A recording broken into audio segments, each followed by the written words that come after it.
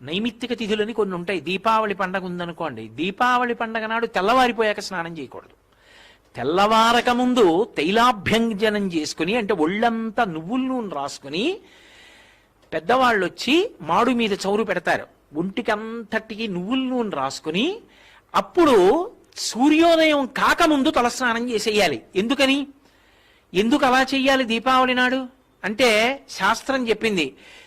అప్పుడు తైలే లక్ష్మి జలే గంగా, తైలమునందు లక్ష్మీదేవి ప్రవేశిస్తుంది బ్రహ్మముహూర్తంలో తెల్లవారుజామున.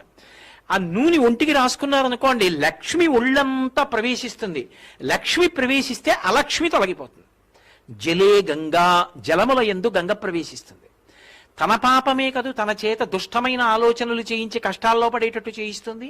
ఈ పాపం ఎందుకు తొలగిపోతుందంటే, దీపావళి పండగ నాడు తెల్లవారుజామున చేసినటువంటి సామాన్యమైన